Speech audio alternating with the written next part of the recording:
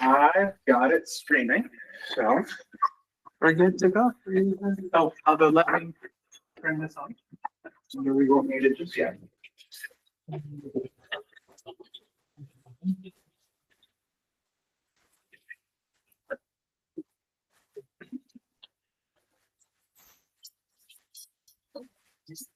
I'm going to turn it on. I'll leave it on. Thanks.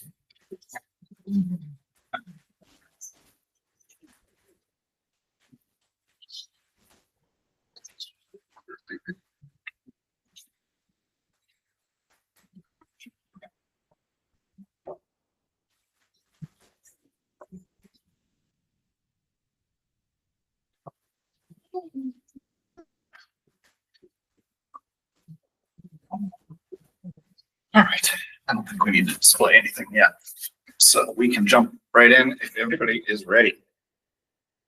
All right, it is 7:06 on Wednesday, August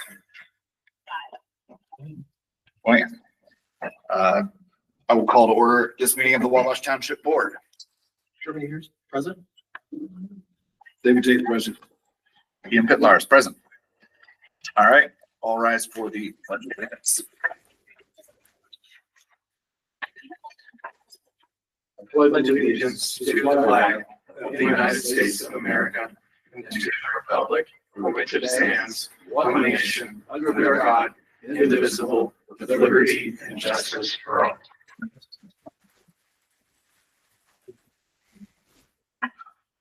Okay, a couple of quick review items. Review and approval of the current meeting agenda. Is there anything on here that you guys feel you are not ready to discuss today that we should strike from new business, or are we okay?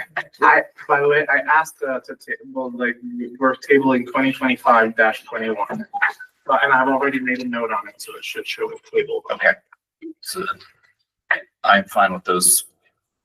With the agenda as printed then. All in favor? Aye. Aye. All right. Approval of meeting minutes from June 17th. I had no problem with these. Anybody else? Good. All in favor? Aye. Aye. Review and approval of meeting minutes from June 25th. Even easier on this one. Good. All in favor? Aye. Aye. Okay. Do you want to give separate updates today? Because there's already like a million presentations. What do you I'm not going, I was going to suggest that you skip my update because I'll go through it. An update? I do have a bit of an update. Sorry. No, there's a lot to cover, so I can make space. There's kind of a whole lot going on, so I'll skim through some of the things pretty fast. We've got, we're in the process again of our spec process for our new ladder and our new pumper tanker. That process is moving along. I know we've talked about it a few times. A lengthy process. We're getting to the place that we're preparing to start scheduling visits to the factories, the facilities to go just check out the process, how they do things. That'll be happening soon. There's again, I say a lot of stuff. Our ladder returned today, 601 returned today, had a bunch of repairs done from some damage that was done on it or backing here in the fire station. So the truck's been repaired, it's back. Part of that process is though, we're fixing the front of the building, and part of that, we're going to be painting the doors. You'll see this, I don't know, within a month, 2 months, maybe you guys see a whole new look on the front of the building. Doors will end up being painted red. All the exterior doors are going to get painted. Some of them are just peeling shit around the rest of the building. So that's just kind of some of the update that we're doing to the building.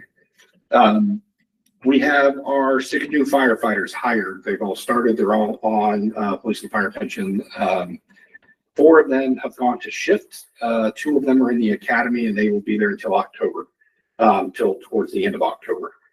We got incredibly lucky with this group of folks that we brought on.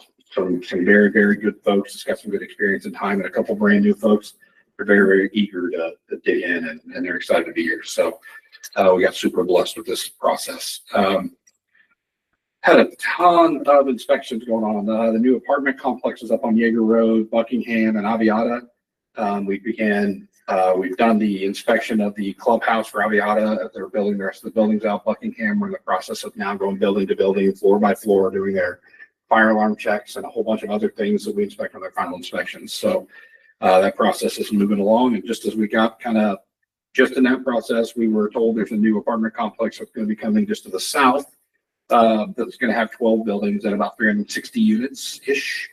It's a big apartment complex as well. So they're loading out all of that area that's going to be north of where SK Hynix is going. So it's in the move, and we were told yesterday that there's some potential for some other folks looking in the open areas of that right now, some developers. So we should know something more on some of that empty area sooner than later. But right now we're in the process of having conversations about water mains and what we want them to be, and where we want them to come from, and all that stuff. So we were just having a big conversation yesterday about all that stuff. So there'll be more coming with that as we move.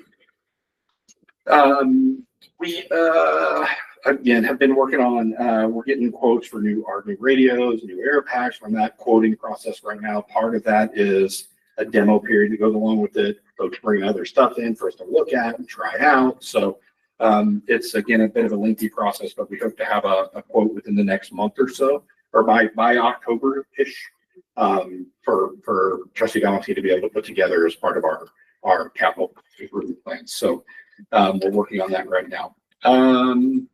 Two last things. Sunday, October 5th, we're having an open house here at the fire station. It's going to kind of be just the whole building kind of open so folks can see the updates. You know, we did it with the truck, kind of had everything open, but this is going to kind of be a little bit more of a day thing. Dan can probably talk a little bit more about that. He's going to come up here in a second and talk about the ambulance. So Dan is on the planning committee, if you like it or not, for that project. So the last thing I have is just some run numbers. Let me give you guys a bit of our run update. So 2022, August 20th of 2022, we were 734 calls. 23 was 781 calls. 24 was 891 calls. And this year we're at 1,091 calls.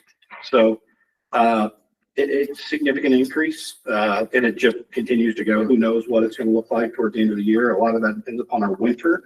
We have a nasty winter. Our run volume always shoots up towards the end of the year. And with students coming back in, we'll start seeing influx in those runs with them all coming back in now. So we've had I don't want to say a slow summer with them being gone. It's been about average, but still more runs than normal. So other than that, that's all I've got. I wanted to invite Dan up real quick just to give you guys an update, overview of where we're at with the ambulance and our stuff. So thanks for giving me the opportunity. So real quick on the open house stuff. So we'll have all the apparatus outside, weather permitting. The ladder will be up, spraying water, doing those type of things. And then we'll have displays within the bay from the trustee side, from volunteer recruitment, fire safety, fire prevention, because this is right at the beginning of fire prevention week. So that next week they'll be at schools doing all the stop, drop, and roll and stuff like that. So there'll be a kids obstacle course and popcorn and a lot of those type of things. So more details to come, the flyer, all those type of things. So with the ambulance is at the bay. It is fully stocked. It is ready to take runs. It is waiting for one piece of paperwork from the state. And that is it. So the chief and I have been in touch with the district rep. In fact, I contacted her again today to get that one piece of paperwork that says, yep, start taking runs. So that is absolutely where we are. We have trainings coming up scheduled again with our billing company. They've been really generous to be able to come up and help us. So I've said a bunch of times, it's just that piece of paper, a little blue card that said you are certified to take runs. It'll be posted and we'll be taking runs. So it is not a lengthy process for them to send that. So it could be this week, it could be the end of next week. So that's where we are with that. Pardon me? Yes. So this season, our ambulance will be responding from the Purdue football games on the northeast corner of the stadium. When you walk in, where the team store used to be, it's now the dinner table, the team training table area there, where there's a Purdue ambulance there. So Wabash Township will be there. It'll also be representing us at the feast. So we're getting ready because that's just 2 months away. So we've already started our early planning for that. So we're going to get a lot of use out of it. Any questions about any of that? All right, I appreciate it. Thank you. All right, we have a lot of new business today. So I'm going to open it up to public comment on any of the various and sundry that is before us today. If anybody has something they wish to say. Yeah, Frank Hannon, 3522 Ali Sheba Drive.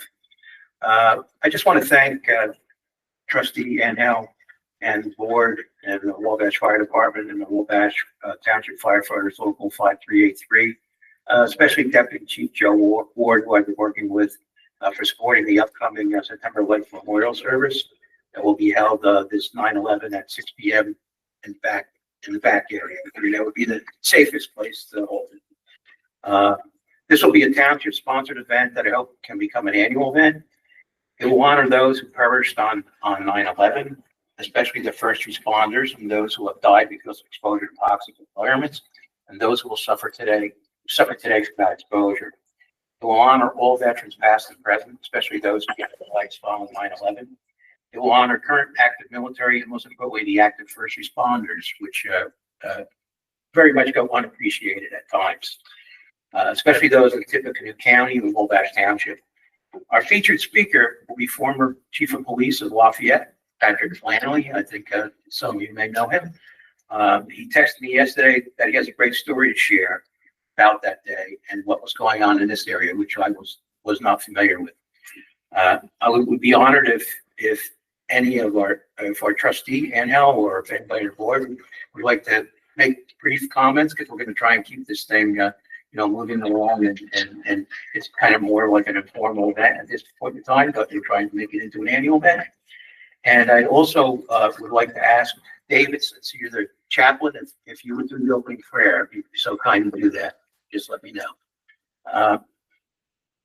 The ceremony, like I said, will be brief and informal, and I hope you'll spread the word about it. I'm going to start doing some things on posting things on online and things along those lines, and I hope we get a decent turnout. But if we only get a few people, that's fine by me. Thank you very much. Thank you, Frank. Yeah, I'd be happy to make it. Here you come. Sure. Thank you. We'll put you in the agenda. Frank, you don't have a flyer or anything, do you? Not right now. We can put one together to make it. Yeah. Joe said he was going to do that. Okay, perfect. So let's. I just like to get it done as soon as possible. Yeah, for It's better just have the same flyer from the township rather than from me. I was just going to put a few things out there that's coming. So Okay. yeah, we still got time now. So Okay. Thank you. Very good. Thank you. Anything else to close it on? All right. New business. First is a presentation on Homestead Resources Steps to Stability Program. Yeah. While she walks up, I'll introduce her. This is Marie Morse. Marie Morse is the executive director for Homestead Resources. I know that I've briefly given you a rundown of the Steps to Stability program a couple of board meetings ago. But I figured that as I look to hopefully include it in either potentially both an additional appropriation this year, but potentially also included it in next year's budget to have some money be provided towards this program. I figured it'd be a good time to invite Marie over. She does amazing work in the community. So. Thank you. And it is really unusual. I've been around for 40 years, so it's kind of unusual to walk into a meeting where I only know one person. So if you give me just a couple minutes, I'll tell you who we are. We're Homestead Resources. We're not for profit. Been around for 42 years. Most people today know it for the new building that's going on right beside the historic Duck building in Lafayette, the Jeffersonian that we're building. We own the historic Duck building too. We did that one 20 years ago. But we work to keep families in their homes, however that is, however we need to do that. So I've given you some brochures about some of our other programs. One of the programs that we ran for the state and for the federal government was a rental assistance program. And we were able to help people stay in their homes by helping them with rental assistance when they had some kind of emergency related to COVID, which in reality, grocery prices are related to COVID. Everything's related to that. So we were able to help people. Unfortunately, we had one day where we got a phone call from the state that said, we're going to return that money to the federal government. And I'm like, one day notice, yay. So that is going to be returned. It's in the courts, but it's just going to be appealed till it has to be returned. So we had to think about another way that we could help families stay in their home.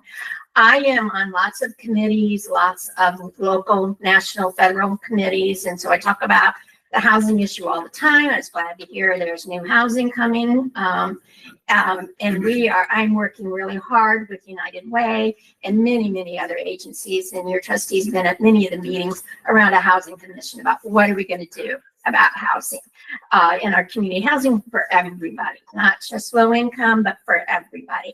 So I started thinking about, well, if I don't have rental money to help them not get evicted, what am I going to be able to do? So one of the issues we found in our community and in our state, we're one of the highest eviction rates, our state in the nation. And Tippecanoe is not the highest because Indianapolis is much higher than us, but they have more people too. But we have no empty units in Tippecanoe County. And if you get evicted and that's on your record, you might as well be homeless because nobody is, they don't need to talk to you because there's plenty of other people looking for housing that don't have that. And in Indiana, we are one of only 6 states where you have to pay your rent no matter the condition of your property. We don't have an escrow amount where you could pay escrow to the courts. And when the landlord fixes the heat, then he gets paid. We don't have that. So you can get evicted for all kinds of reasons. So what we did with our Steps to Stability program, and we were just piloting this, and I will tell you, we made this up ourselves. We're looking at doing a pilot here and then seeing if people throughout the state can also do it, people throughout the nation. Notre Dame has called me about it, to see what they can do about studying it to see if it can be. So we are a HUD housing counseling agency. So we do a lot of financial education. We do a lot of budgeting, credit, how to be a homeowner, how to be a good tenant, the rights and responsibilities. Very lucky we're able to go to almost all the local high schools, talk to their seniors about how to rent responsibly in Tippecanoe County. And so we do a lot of that. We are also a community development financial institution certified by the U.S. Treasury, which means we can lend to people that maybe the banks won't. So we have a program, you have a little thing in there about, we partner with, and I need to talk to you more about this because we partner with lots of local governments. We partner with not-for-profits to offer their employees an alternative to payday lending. Oh, we have that So already. you already have that. Okay, good. We have like over 50 people. I didn't realize you'd already been on it. I looked for loans. I didn't see one. Yeah. So good, you hadn't needed it yet. Good, yay. It's just there if they need it. So we do have a loan license from the state of Indiana. And our loan license is for small dollar lending. So we can lend up to $2,500. So we have started a Steps to Stability program where we want to offer a loan to families that have an eviction on their record. To get that loan, we're not checking credit, we're not checking any of that because we assume that's probably not going to look great. We're going to make them take at least 6 financial education classes, learn how to budget, learn the importance of credit, learn the rights and responsibilities. Why did you get evicted? How is that not going to happen again? And then we're going to loan them the money up to $2,500. That's the maximum we can do. So if they owe more than that, we're not going to loan it until it's down to $2,500 because we want it off of their record. We were successful this year to get the governor to sign a agreement, a rule. You can get your eviction sealed. In the past, we had that a couple years ago, and I say we because I worked on a state level to get that to happen. But it wasn't automatic if you had a judgment. Now it's automatic. It was kind of up to each individual judge and how he interpreted the law. Now it's automatic. So if we can get that judgment paid off in full, that will go away from their record. The reason that's important is because housing is so tight. If they have it on their record, they can't get out of it. They don't get second chances. So that's our Steps to Stability program. I have already gotten a partner with Wabash Township. It's the first one, so I'm piloting it with them, people in their township. We would be able, if you were able to help us support this, we would be able to use it just in Wabash Township. You know, we have ways to do that. I think it's, you know, a solution that we have for keeping people in their homes. And happy to answer any questions. I know I talk fast, but I also heard you had a lot of stuff on your agenda. Yes. Two quick questions. One, so when I write the process servers to the county, Okay. we see a lot of this, Yes. and it's really sad. It's so sad. It's so sad. So when you're looking at potentially providing some family with a loan, do you look at why they didn't pay the rent? We will talk to them about that. This education is one-on-one. Most all of our education we do, someone comes in and we go through their budget, we go through their credit report, we talk to them. They have to come back several times to build a relationship with them. And so, yeah, we would be talking about that. What happened? Why is that not going to happen What did you again? spend the money on? Yeah, where did the money go? Or sometimes the money's just not there.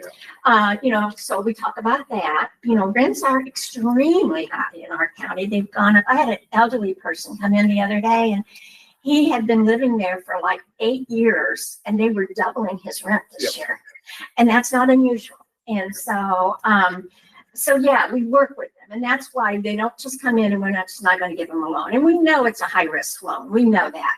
But we're hoping that by the time we've talked to them, it's less high risk Kind of than from the investment in beginning. hope. It is an investment in hope. I mean, it's an investment in my mind in children needing a place to live every night. I will tell you, and especially since you're doing that, we do have a little bit of money, and there's stuff in there, and I have some extra things about it. Specifically for the city limits of West Lafayette, they have money still to help with some rental assistance. So that's something you can let people know. And they've also given us some money to help repair homeowners, low-income homeowners' homes. I haven't been able to spend any of this yet. And so help me get that word out.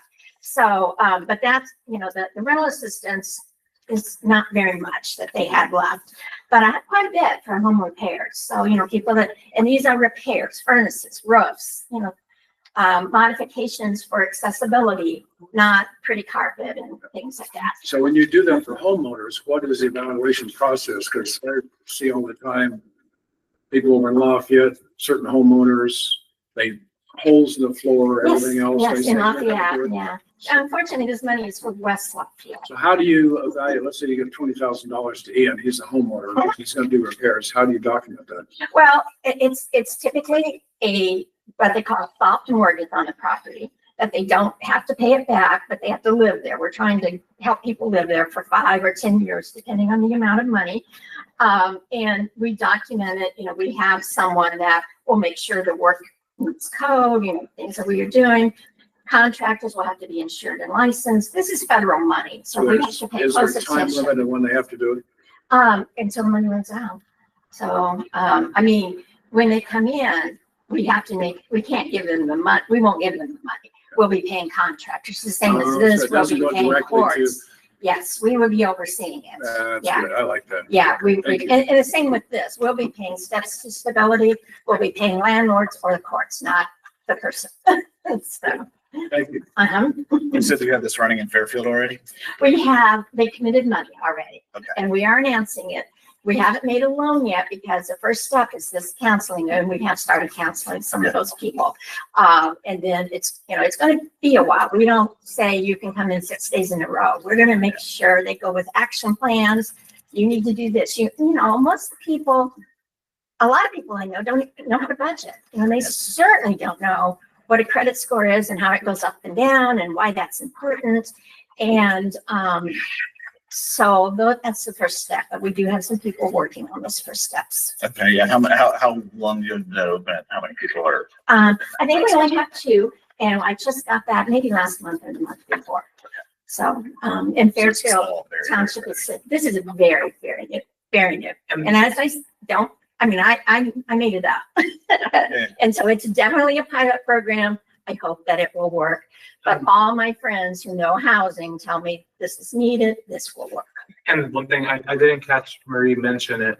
if the board does provide funding, that funding would be restricted to residents of Wabash County. Yes, that's, I heard yes, that, I heard that. we did do that. We did say that. The unincorporated.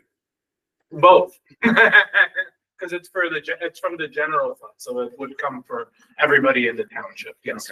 I'm also talking to a few banks to spread it out more. The banks would probably give me, with the ones I'm talking to, we're looking at a very low interest loan. They probably won't grant me as much money as I need, but they might lend it to me. So I'm talking to them about that, a couple banks. And of course I have, United Way's committee on housing, the housing consortium committee, we're really talking about this all the time. So what to do. How would this really affect our township assistance fund? So this wouldn't affect our township assistance fund. This would come from the general fund. Townships are able to, and historically we haven't done it, but bigger townships and places that are a little bit more active and proactive in the community, what they do is they don't just exclusively have their township assistance that they're providing. They also partner with other agencies to be able to meet certain critical needs in that same sphere. So I wouldn't envision us going outside of the scope of helping people in need. So some townships do go a little bit broader than that. We would want to stick, because we have limited funding, close to what's able to benefit the residents in this. And it's something that we can't do. We can't pay off an eviction that's been already filed, but this does help support residents of Wabash Township to be able to move forward and progress. So I see this as a not just as a pilot that they're working on, but an ability for us to begin doing that work of being more collaborative, and even if we can't put a ton of money, being able to support some of the programs that are going to make a difference in our community. So did that answer your question? Yeah. Yeah, he already knows about these two programs for city limits only. So if he gets anyone that needs even rental assistance, I can pay with that program, I can pay more than the current month's rent. I just want to know they're if limited it's to. commingled with Yes. our already township programs. Yes, and maybe it could all go All that further. track, yeah. Yes. Yeah. Mhm. So this particular one is slightly different. For this one that the one that she just referenced in the past, I don't remember what year, but this is the second time you've gotten funding from the city of West Lafayette, at least that I can Yes. recall. Mhm. The first time around, we referred some clients that either we weren't going to be able to meet the full need. This was closer to deeper in COVID, It is, yes. so in that particular case, and they had funding available. And if you had a household that came to you with 4 months of assistance that they were needing because they really fell behind, the township standards wouldn't allow us to do that. But if I can help them get connected to a partner like Homestead Resources that has an ability and has funding available to be able to help towards that, then it's a benefit. So we do that, and we try to be good partners in making referrals and whatnot. So yeah. And he is. He's doing a good job with that. So. Is this a unique program, or is it modeled after something that's already working? The stability to steps, no, I made it up all on my own. You guys are original. As I said, I've talked to lots of people about the need and what we can do. We are our lending thing. We're a community development financial institution, CDFI. Most of those in the nation do small business lending. We do consumer lending. So it fits what we do perfectly, that we already have the ability to do this lending. We already have the loan license. And I want to do lending because first I want to use the money as long as I can, but also we report to the credit bureau. And so if they make their payments to us, well, we help them increase their credit scores, which is also very important in finding housing. Good. What's the success rate on that? I see there's a lot of things. Is it being paid back? Is it? Oh, yeah. Our delinquency rate is like 7% on our loan program. It's very low. And that's only when people are no longer employed at their job. And, and if they call us, like I had someone call me and say, I'm temporarily unemployed. I can't make this payment. Okay, what can you do? Oh, I can maybe pay $5 a month. Okay, that's fine, because we're not for profit. Our goal is to help people, but they do have to call. And so, and because we want to teach them, we're not. You don't come to us and throw all your bills at us and say, call these people and work it out. No, you can throw your bills at us, but we're going to say, here's who you call to get a payment plan with that company. Here's how you handle this company. We educate, we don't do so much. Excellent. Any questions? Well, thank you very much. I'm going to leave some more of these flyers for the money that we do have for West Lafayette. In case anybody thinks. Thank you. All right, thank you. And so my goal is to, before we jump onto the next agenda item, I'll reach out, depending on, and I'll have conversations with y'all. But if we're interested in doing it for this year, I might put a resolution for, the September 2nd meeting. Yeah. If you would like to rather wait to do it in the 26 budget year, then we'll make sure to incorporate that into the budget. So I'm working towards that. Okay. Awesome talk. Thank you, Marie. Thank you for being here today. Thank you all. Thank you. Glad to meet everybody. Thank you. Thank you. All right. Next up on the agenda is a discussion of the potential to reset the maximum civil levy. On LIS. Perhaps on this, I did not see it. Yeah, so this is more a discussion. It's not, I didn't have a presentation. But I think I briefly mentioned last time that we were reaching out to the Department of Local Government Finance about the process for potentially resetting the civil levy. So we are taking a multi-track approach to that. One, after having conversations with our financial advisor, they reached out to the Department of Local Government Finance. The response that they got essentially says, yes, if we took a $0 levy, they would be like, it would have to go through this process to determine what the new levy would be. So we're still awaiting that, but there's a possibility that we would reset. We would try to go and have a $0 levy out of $78,000. So reducing our income by $78,000 in 2026 for the general fund and the township assistance fund, so that we could then have a substantially higher levy going forward. Part of the reason why that's important is because right now, like I mentioned last time, our general fund and our township assistance fund are dependent on revenue from local income taxes, from the certified shares of the local income taxes. That's going away under the structure of SB1. So we're going to go from having approximately $750,000 that we were predicting by 2027 or whatnot, to having a guaranteed $78,000.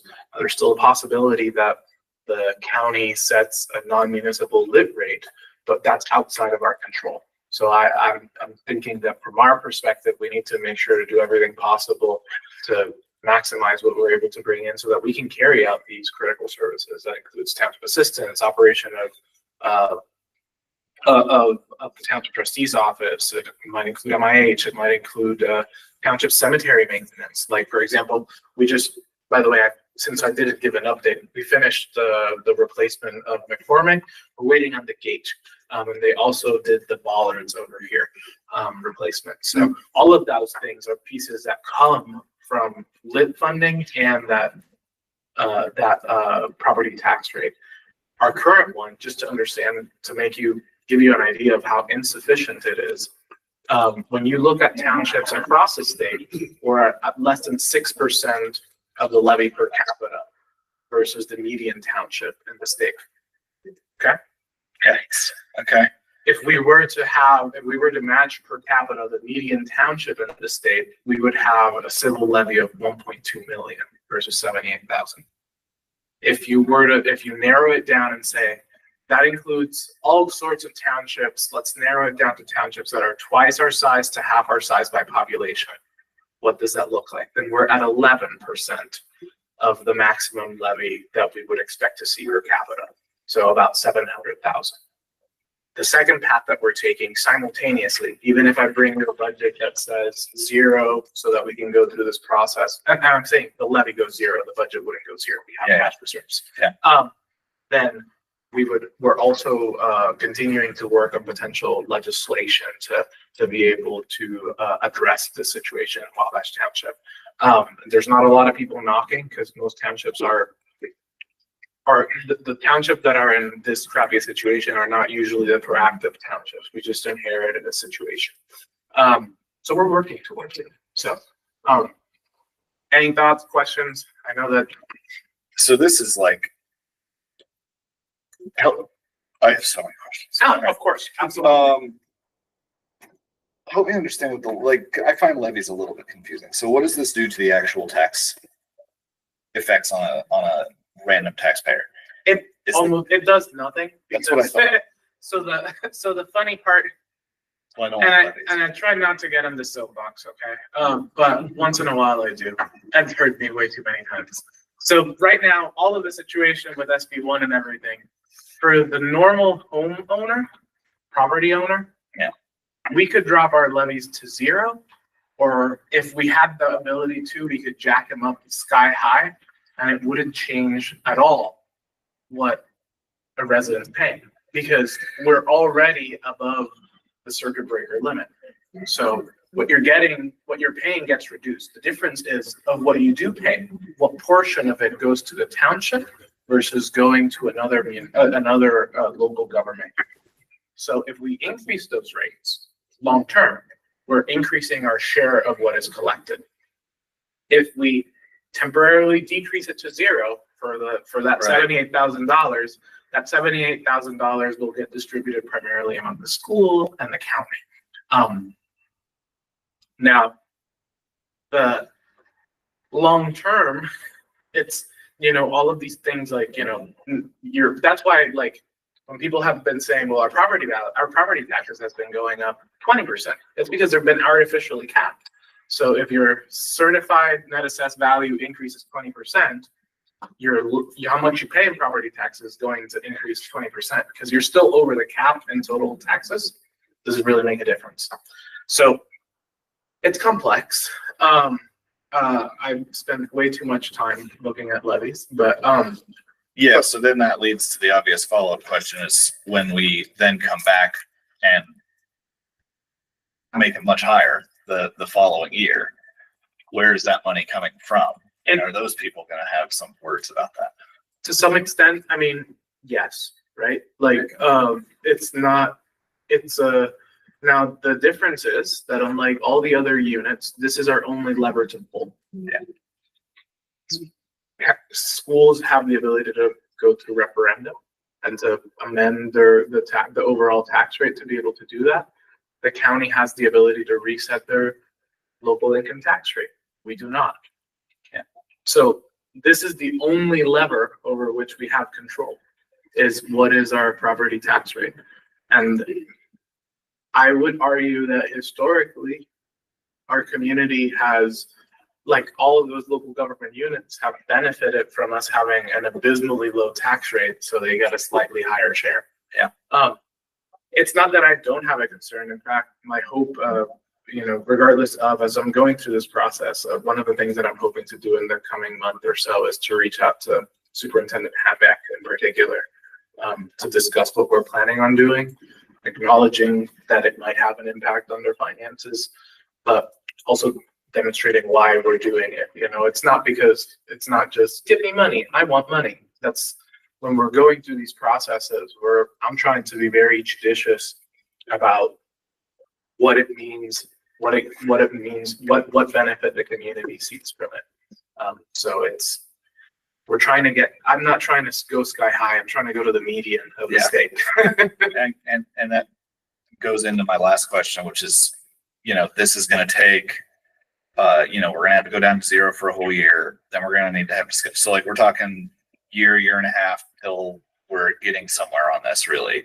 What are the odds in that time period that legislation, other government units, something else mucks up the works and changes how this all happens? I would suspect, honestly, that if we don't do it now, this particular piece, this is the only year when it'll work. Because if there are various townships that go ahead and go through this process, and not just townships, I know of other units that are considering doing the same process, that will increase the likelihood that legislative workaround gets plugged.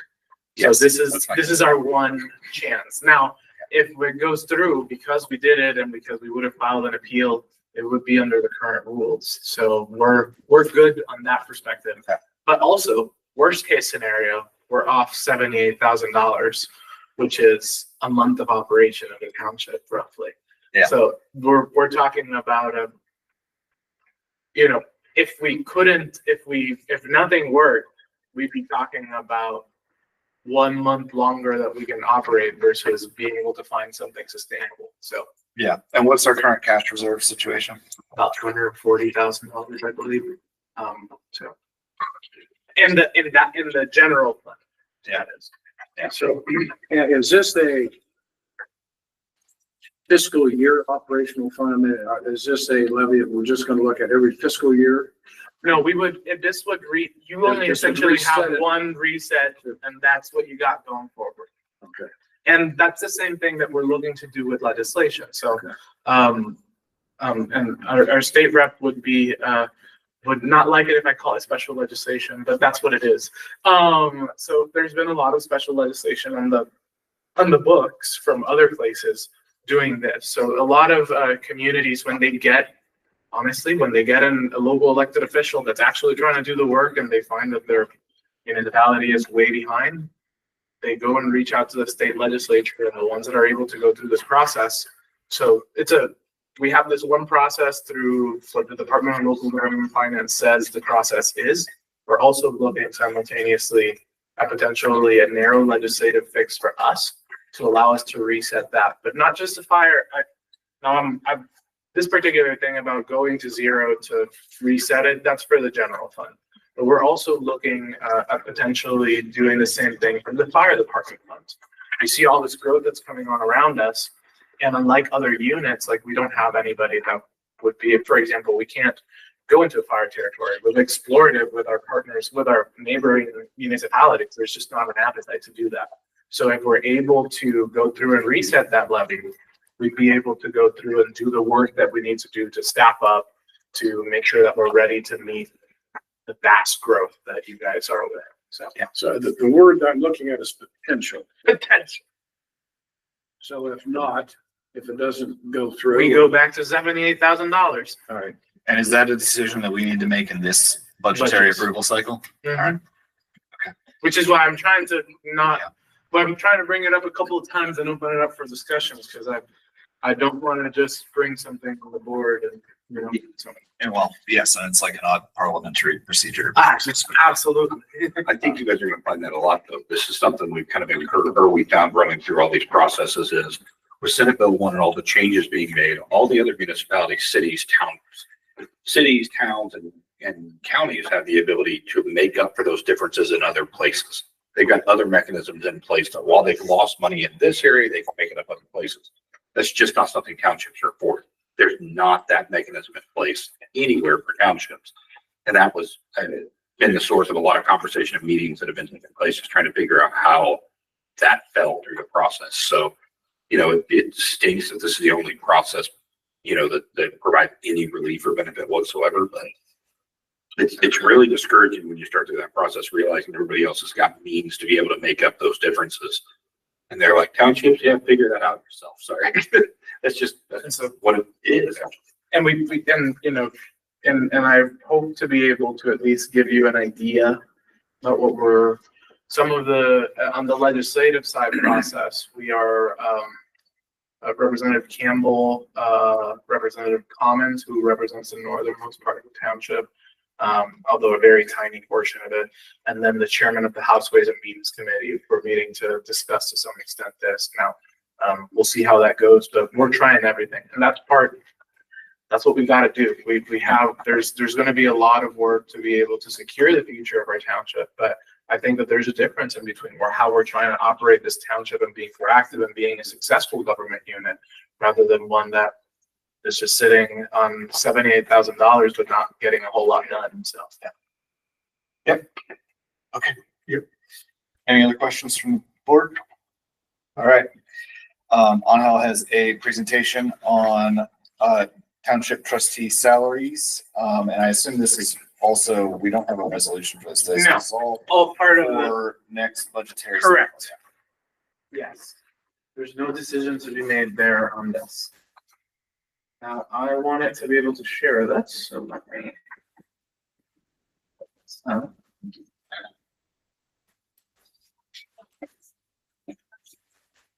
and I'm sure that people over Zoom can see it. So. And Angel brought this to me a while ago to discuss, and this is, I had asked a lot of questions and wanted him to come to us with, some extra justification, and that's a lot of what you're seeing here is answers to those questions. I'm going to decrease that screen just for the purpose of, like, I'm going to turn off that light here.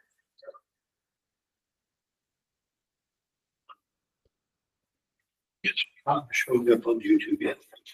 It's delayed 15-20 seconds. It should show up here.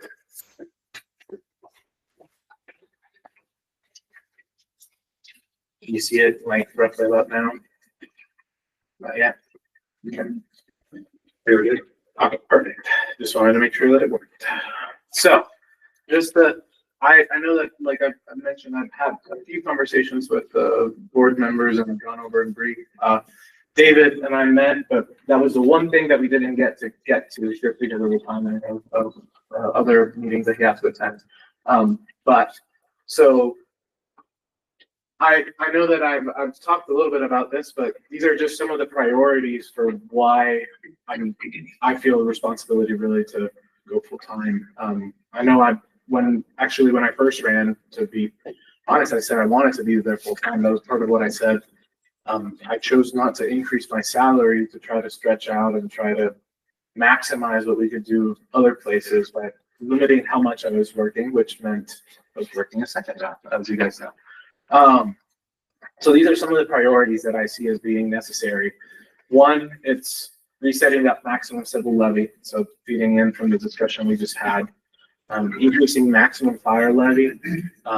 We're at a place where by the end of, so like I mentioned before, we lost certain tools as a result of SB1. We lost a 3-year appeal, et cetera, and that's going to cost our total like maximum fire levy to tank over the coming years. So we're trying to get special legislation that either treats us as a fire territory or something else to be able to get to a place where we're able to have a levy build up to it. Because honestly, when I first came into office, and I'll keep it brief, I thought that we were going to be dealing with 15-20% growth over the next coming decade.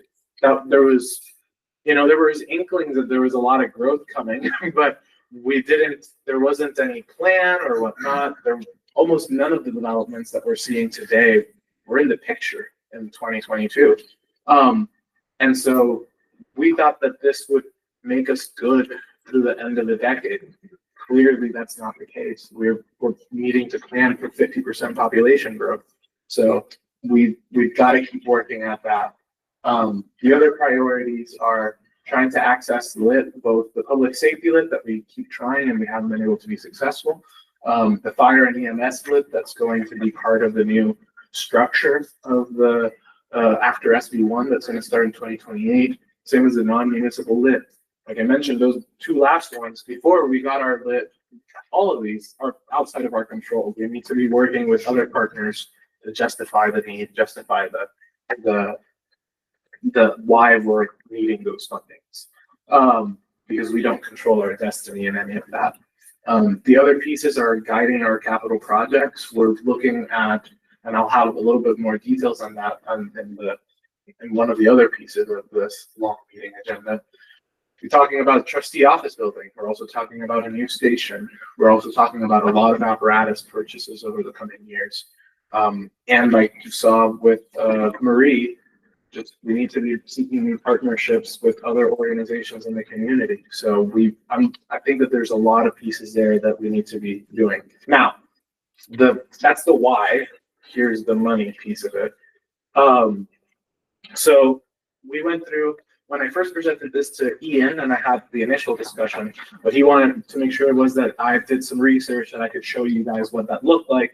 So we looked at similar townships by population. Out of the total townships, there's 1,002 townships in the state. There's 54 townships with 32,000 residents or more. Of those, 41 do not administer any type of fire protection. 13 of those do administer fire protection. Those were the ones I was most focused on because they're the closest by comparison. They have 3 part-time trustees, including ourselves here in Wabash Township and Lea Township here in Tippecanoe County as well. And then Washington Townships and Hendricks County.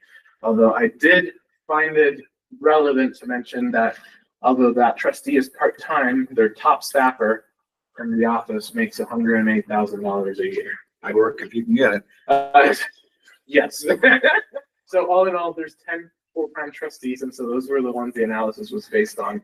And so here they are listed in ascendant order of population for all 10 townships, what their salaries are for 2025, and then what their population was. So I then went through and I did a salary analysis based on gross salary and then salary per resident. I think that those two pieces of the story. And so the average was, well, you see it there, from somewhere in the 70, just shy of 74,000 to 87,000 or whatnot. The average overall was 719 of those sets of calculations. The median was 77,200. And I said, well, what's a 12-month inflation to estimate what the COLA could look like from a 2025 number to a 2026 number? So that's 2.67%. And so I, as usually, I don't want to be necessarily at or above. So I try to, I said, so let's assume a 2025 salary of 75, which is under the median and the average of those two calculations, and then do a COLA adjustment for that. That was kind of the range. Now, I don't make that decision by myself, but I just wanted to make sure that we had at least a starting point there. And so the reality check, Fairfield Township and Lafayette, they don't provide fire protection. Their trustee earns $63,000. So I think that given the significant additional responsibilities that salary range makes sense. So now that's the financial impact. So I'm especially looking at the financial impact of 2027 because 2028 is when the structure turns over. And so part of the biggest piece of the responsibility, as I see it, is making sure that we attain a sustainable funding stream for 2028. And so the additional expenses for what that would look like both on salary, FICA, and pension over the course of 2 years is $80,000 in the administrative piece. That's equivalent to 1.89 months of 2025 civil funds budgets and about 1.39 months of civil fund budgets. So part of at least, and I'm not saying it's the only way to look at the analysis, but when I look at the reducing it to zero to try to open up an opportunity to increase funding, when I look at the township trustee becoming full-time, I'm thinking about it as how many, in the worst case scenario, like how many months or years of operation are we pushing to try to ensure that we have a sustainable path forward. And when you combine those two between the two pieces, we're talking about 3 months of the year. And I at least don't think that there is a big difference between not being able to do business in March, I'm throwing up and days, on March 2028 versus July 2028. I think it's the same, situation that we're struggling with. So that's it. But I figured opportunity for questions. Yeah, so this additional expenses, I mean, if we're talking 79 salary plus FICA and pension, which you don't get now, right? Yeah, it's the difference between no, I do get FICA and pension. Okay. Yes, yeah. It's So just this is only additional. yes, It seems high for additional though, because aren't you making 40. 40 now? Yeah, it's over the course. It's a sum of 2 years. So 40. Got it. Okay. Yeah. Okay. I've seen it before. Master's degree in statistics over here. No. Yeah. Yeah, it's the sum of Okay. the additional I got you now. 26 and 27. Yeah. All right. That seems like a no-brainer to me. But anybody else on the board have questions about any of this? I mean, Onel's been doing overtime for quite a while here. I think this is long overdue.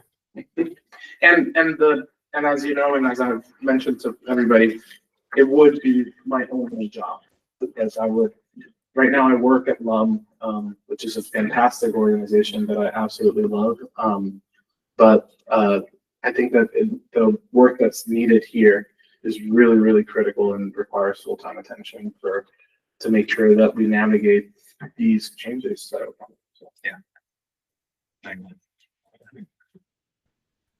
Anybody else on the board have comments, questions, concerns? All right. So do you want to just dovetail right into our next presentation if that's, I think the next one's not me. What's the was next that one? the build, operate, transfer model? Yes, That's our friends. I'll let Patrick come up. Patrick is here. Patrick and Pat. I'm differentiating them by calling Patrick and You're Pat. Patrick is with 523 Development.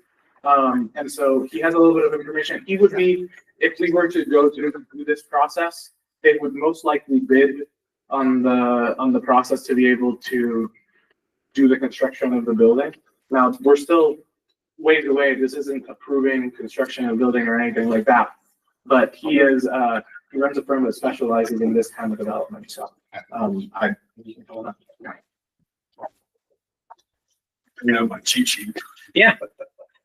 And you can move this out of the way. It's only here to keep live streaming, so you're good. So I can present it.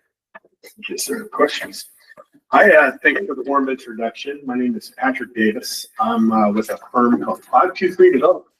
And we named our firm after Indiana Code 5-23, which is a code for what's called build, operate, transfer. There are 2 states in the nation that use build, operate, transfer. It's Indiana and Wisconsin.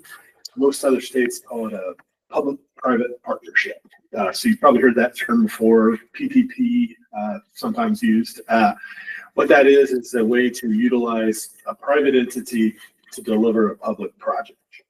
And the way that that works, the first project in Indiana, let me take you back through a brief history. The first project in Indiana to ever use this was the Hoosier Dome back in 1978. So the city of Indianapolis, Marion County, kind of the UNIGOV, utilized a public-private partnership, which was kind of the infancy of build, operate, transfer to deliver a certain stadium for a yet-to-be-named football team that moved in the middle of the night to Indiana. I'm looking at you because I know you remember that, right? Audio might not. So this delivery model, I'm a 25-year construction, I've been in the construction industry 25 years. I'm a Purdue graduate, boiler up. We've been delivering projects heavily the last 10 years with build, operate, transfer. The city of West Lafayette was actually one of the first cities to really leverage this delivery model as a way to deliver stuff. They did Chauncey Plaza, they did their library, they did Caisson Park, they've done a number of other projects. The city of Lafayette did the public works facility this way. Battlegrounds using it now, Delphi's used it, so some other communities in the area have used build, operate, transfer. The way it works to onboard a team this way, this is instead of bidding out the project. You go through an RFQ process. So the RFQ goes out on the street for build, operate, transfer teams to propose on the work. So you guys have already hired an architect to design your building. So you have that part out of the way. If you hadn't yet, we could bring an architect on with our team. The RFQ goes out, it's publicly advertised. You have to advertise it twice, 7 days apart, and then there's another 7 days to respond to that public advertisement. So that process is used to meet the intent of the statute and the public procurement rules. There will be other teams that propose on this project other than ours. We have competition in the state, but we are partnering with Peterson Construction and Pat Grimes with PLG Group on kind of this delivery. We've been working with Angel and Chief on getting to a budget that balances with the scope that's necessary in the project, but ultimately to hit a budget that's palatable. So we started at a number and Angel said that's too high. So we worked some of the scope. We looked at things differently. We changed some assumptions. We came up with better ideas. We found other contractors that could get to a tighter number. So we've gotten to a number that we are already ready to commit to as a bottom line, which we believe meets the budget funds available. So you have a certainty of a budget. So this RFQ We're doing this a little bit backwards. Usually the RFQ goes out and teams go and put together numbers. We've already presented a number to you that we believe is at a number that works, just to prove that we could do this, get it to a number that's palatable so that you could get a no risk, look at what this would cost. This is in lieu of doing a public bid process where it may come in on budget and you may get a qualified contractor, you may not.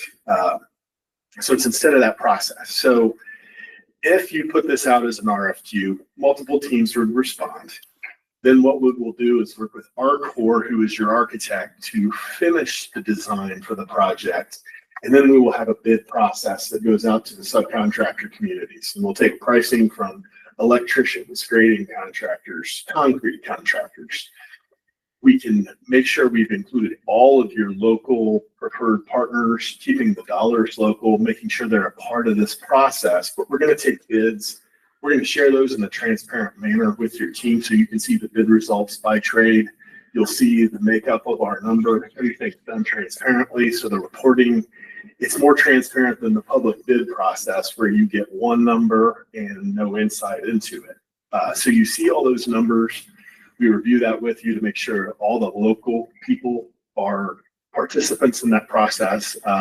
It's a great process to keep the dollars local and get local contractors that can service the facility the best. I mean, it'd be great to have a roofer that's local, an HVAC contractor. So if you need a service call, they're right down the road. So it's a good process to, onboard people from the local community and keep the dollars local.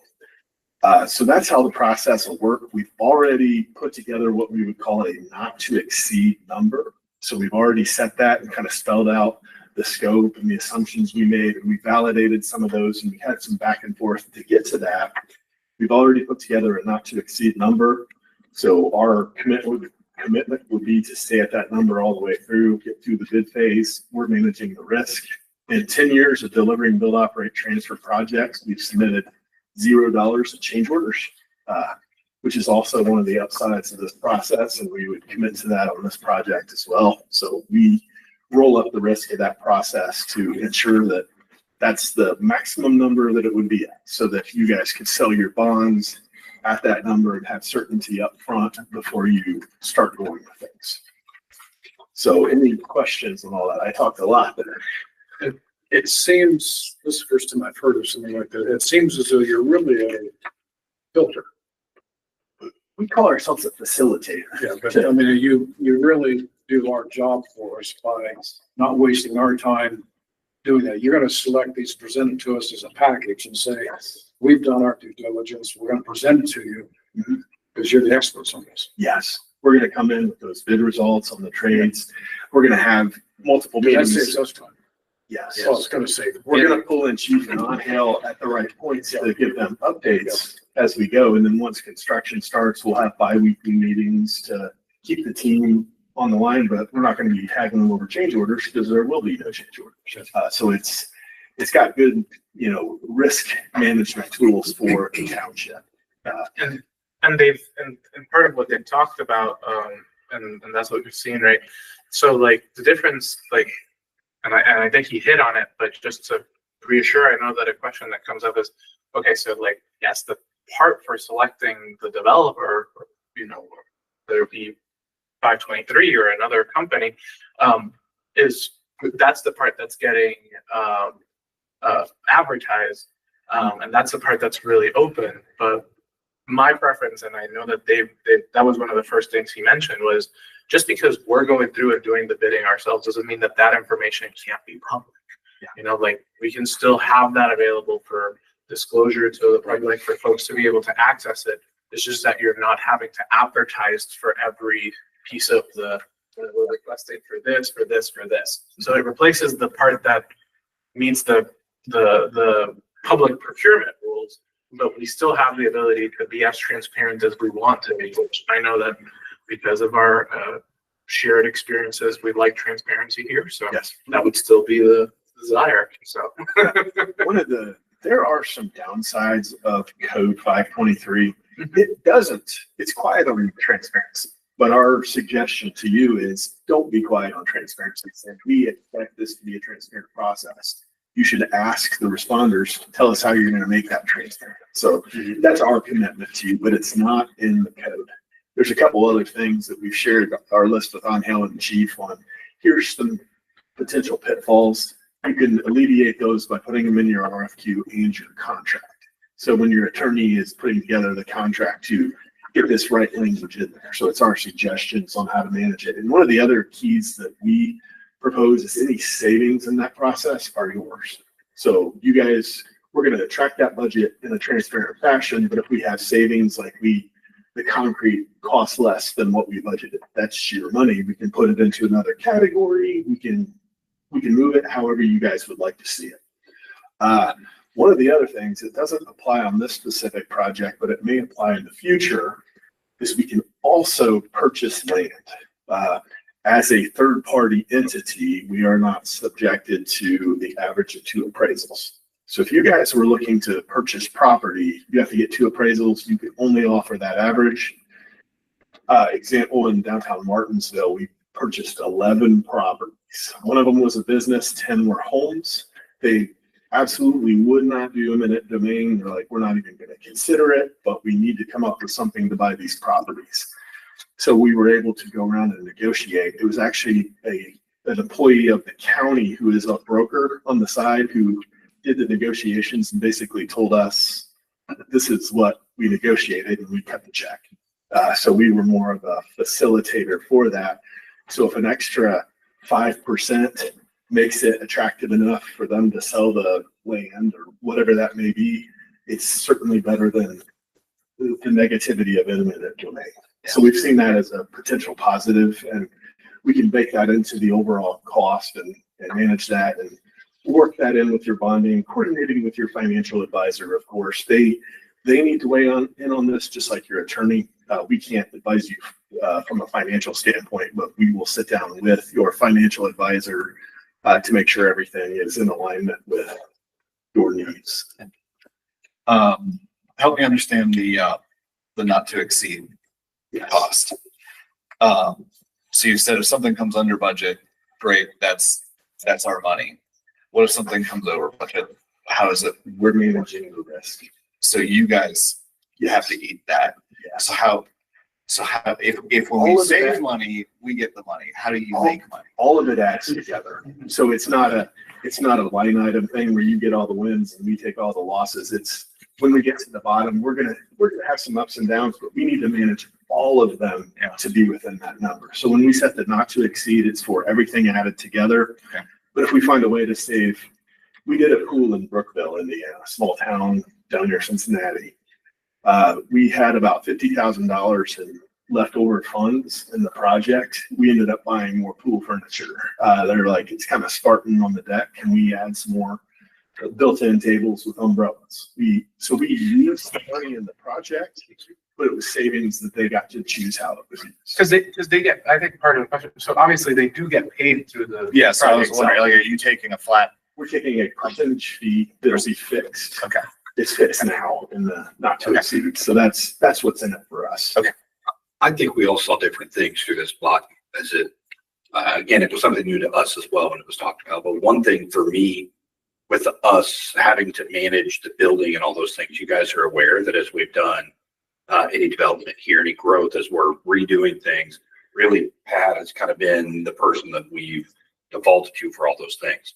To me, this process simplifies all of this buildup for him to be able to manage as our owner representative. And that, would you agree? And it speeds it up for you as well, because here's what happens a lot of times in municipalities. We put this out to bid, you put it out in public bid, which that's your other option.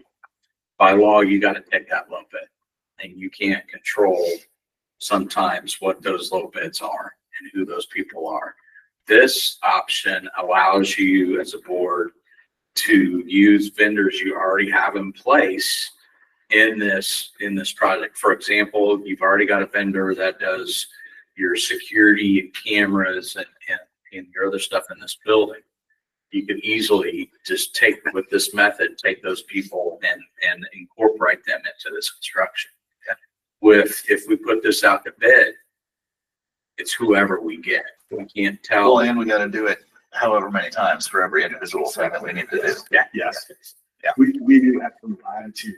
It's the collective we together have some latitude to make sure the security cameras match your system and that everything talks. Yeah. HVAC controls is one we always run to. It's sure nice when they match. So when, your guys are doing whatever they need to do, it's a consistent system. But we can still manage those cost controls. As a career cost guy, I can get these projects on the private side in the private industry to such a lower price point than I can with any public bid process, just because I don't have the flexibility. It's like if you were renovating a bathroom in your house, Pat's heard me say this example multiple times. You would never consider putting that up for public bid. You're going to go value shop, piece together, part stuff together, and you're going to do it for less money and probably get a bathroom you're more excited about. So it's just it brings value into every step of the process to get to a number that works with no surprises. Yeah. Thank you guys for your time. Thank you. Thank you. Okay, then I sure did.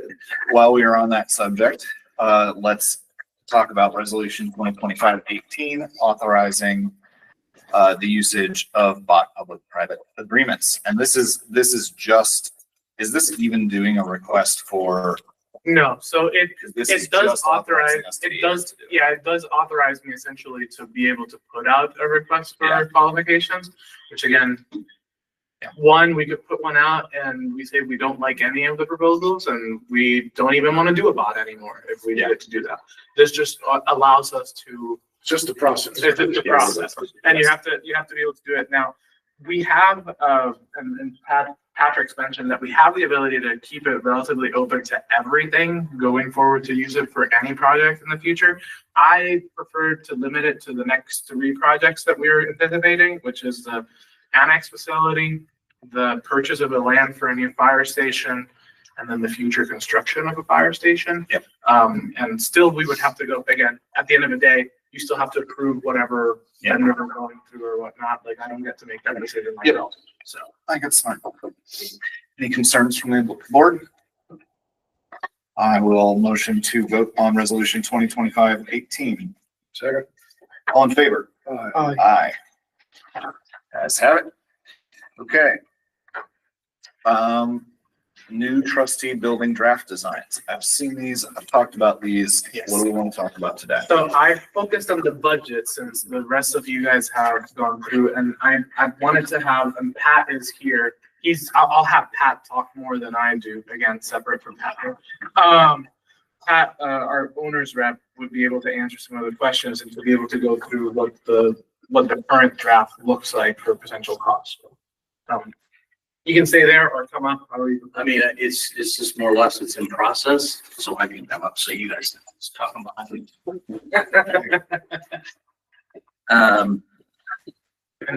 If you need one, I've got the copy. If you need, if it's helpful. No, I mean, they've seen it and we really haven't had any changes to really go over. So, Oh, yes. you turn the lights back on? I can do that. I'm not presenting anything. We don't need to make you stand in the dark. Okay. That's fair. All right.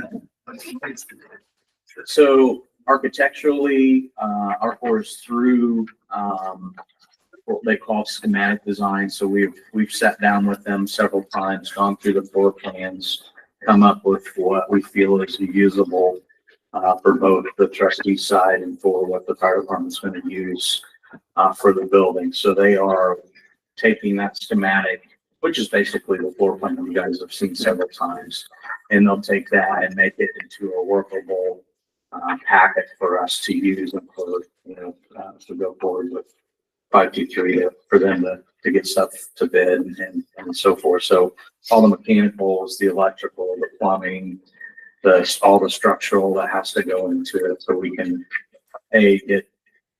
get those numbers tightened and B, get our permits, that we need. On the civil side, I don't know if you've noticed, in the back. There's been some markings on the parking lot, some other stuff and you know, where the new building would be going. So the soil, those were for soil borings. That they took that information to give to the civil engineer, to Kimley Horn. So they've taken that information. I talked to them Monday. They think they're actually about 2 weeks and they'll have their part done.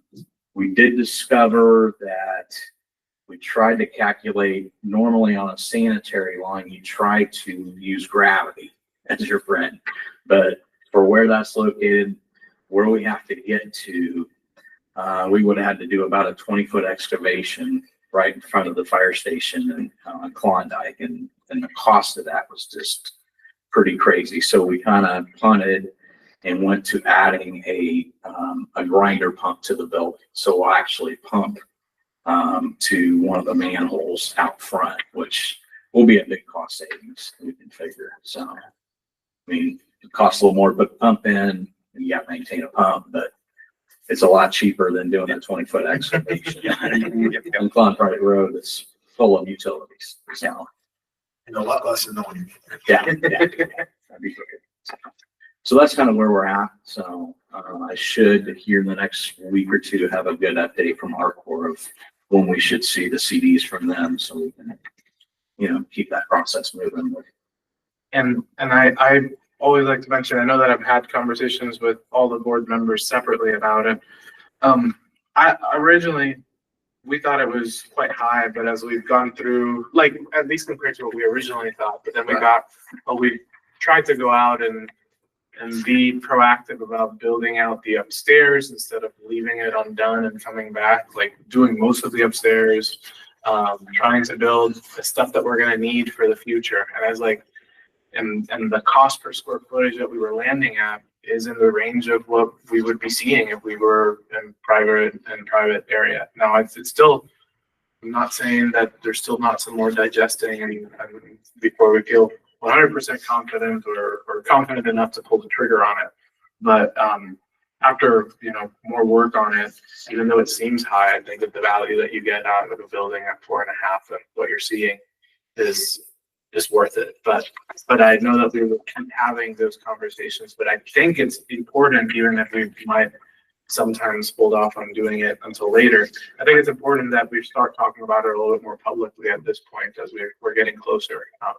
And even though it's higher than what Ed and I initially thought, we really see the value in it. So we trimmed some stuff that were wants to get a lower number, because we sometimes the wants don't need to end up in the building because the cost is higher than we were originally hoping for. So, but I think that we're in a good place overall. So, again, I know there will be more conversations, but I figured it was a good time to give you guys an update as to where we were in this building project. So.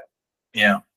And most of the cost increase was just construction costs being much higher than we anticipated. Yes. So like, there's not a lot that we're going to be able to cut to save the money.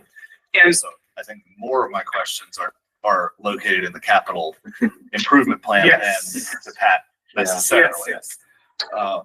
Yeah, unfortunately, since COVID, I mean, COVID just killed the construction industry across, and it just, we've never recouped it. These guys back here can attest to it as well, and we'll never go back to those numbers, unfortunately. And I, you know, when we looked at how this building was going to be constructed, we kind of looked at this building as a reference. It's like, there's not fancy finishes in it. You know, we got the same type of flooring, we got the same walls, we got the same type of ceiling, and it's functional. That the building is functional. It's not a Taj Mahal that, you know, it's going to be something comfortable that people can work in and the community can come to and use for what the community needs. So that was kind of the whole aspect of how we looked at the whole thing. So. Yeah. Because, you know, it's for us, it's primarily office space. It's the space for food pantry. It's space for meeting rooms for both meeting rooms for that could be eventually used as offices too if we expand it further. Because we do have a meeting room here that we could default to if we need it to. And then also remodeling, you know, the chiefs and his administrative offices over there so they can function, you know, all in the same area. So from across the building. Yeah. But wait a minute.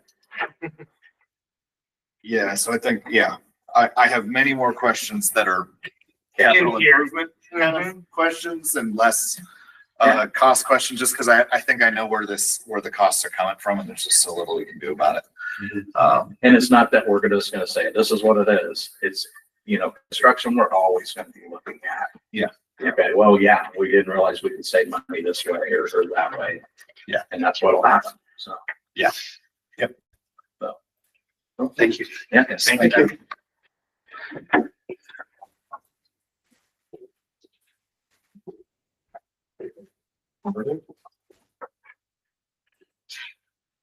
And I'm only going back to the podium just to shift the presentation so people can see.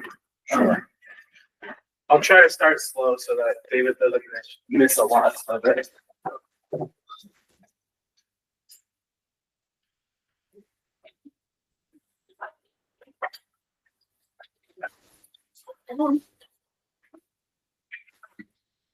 Yeah. Thank you. Thanks, everybody. Thanks, guys. Thanks. Thank you. Hey, if you guys wanna think about making this public, we can put that on phone board for your open house. Oh, yeah, that'd be awesome. Nice. Okay. That's a good idea. Okay, I'll make a phone call. Thank you. Yes, to that. Okay. Yes. I do love it.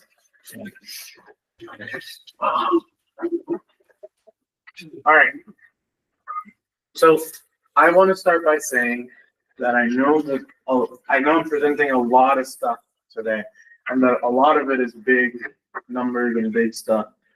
We've been really going through the motions of planning for growth and doing that, and I think that we've been grateful to have a board that has been looking for us to be proactive. So this is what proactive looks like. So I'm just showing, not to say that there isn't wiggle room or conversations about timeline that can be had, nothing is set in stone, but I wanted to give you a full picture of the big capital items coming. As you know, most of it is fire department related. The only thing that is township related is that, really.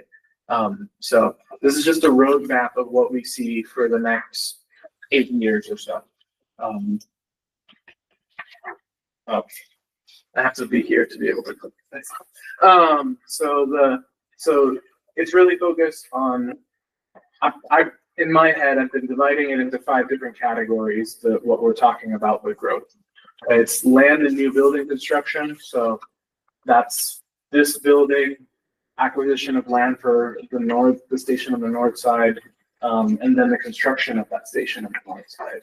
And then there's building repairs and upgrades. This is a much smaller line item overall.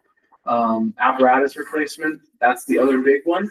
And then there's turnout gear and small equipment. Those are not insignificant, but they're more in the realm of what we're used to talking about.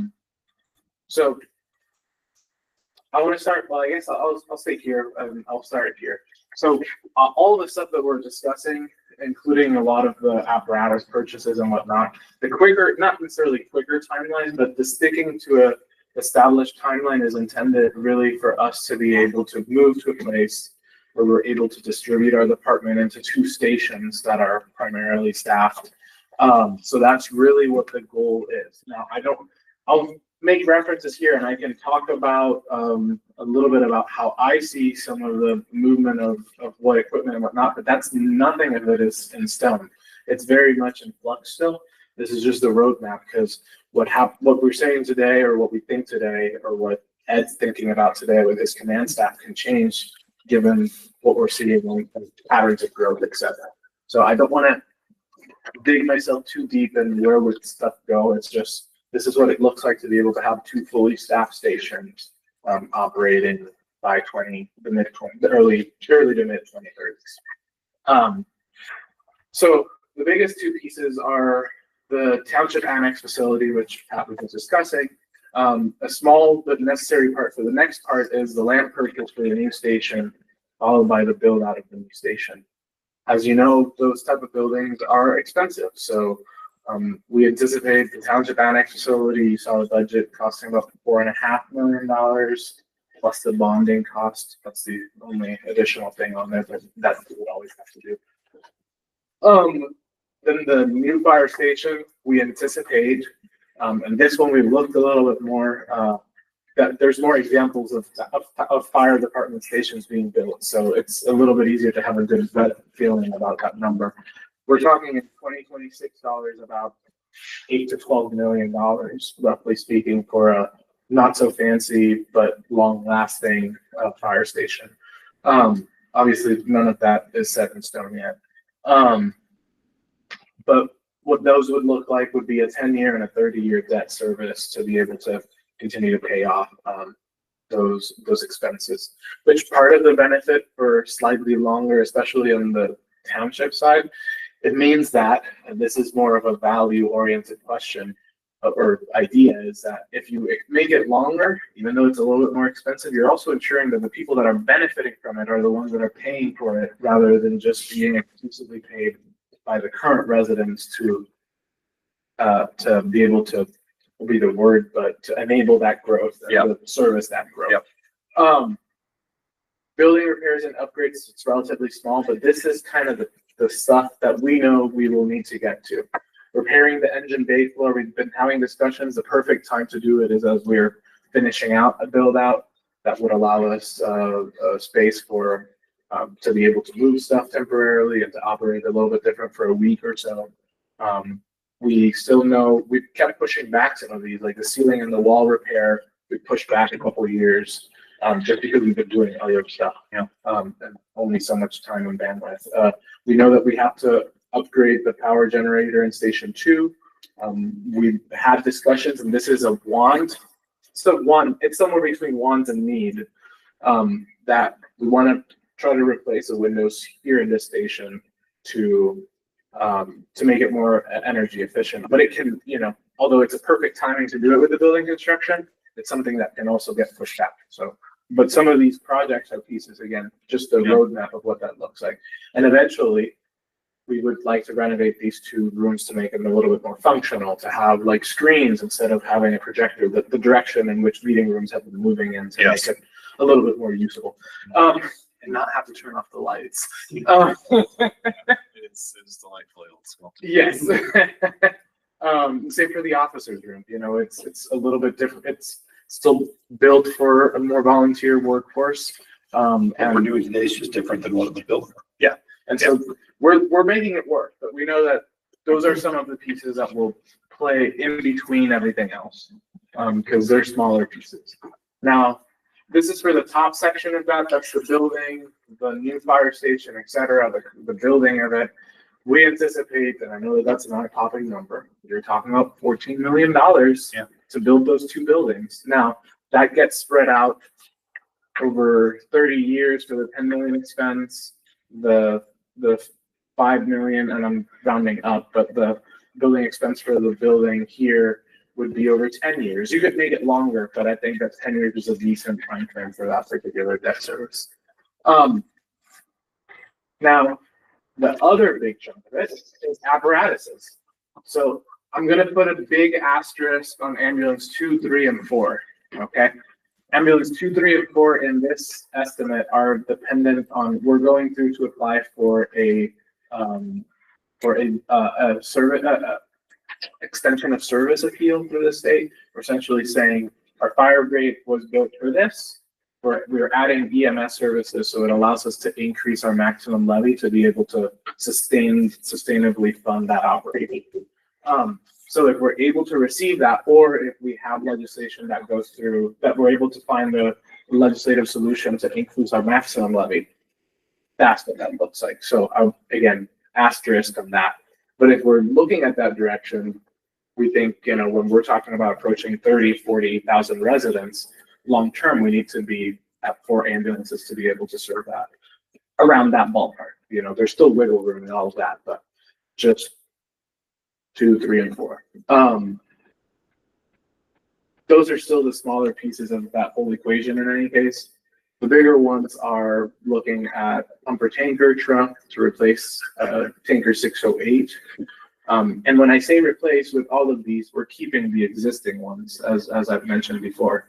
It's to try to do the, you're growing the fleet and then dividing it into two spaces over time.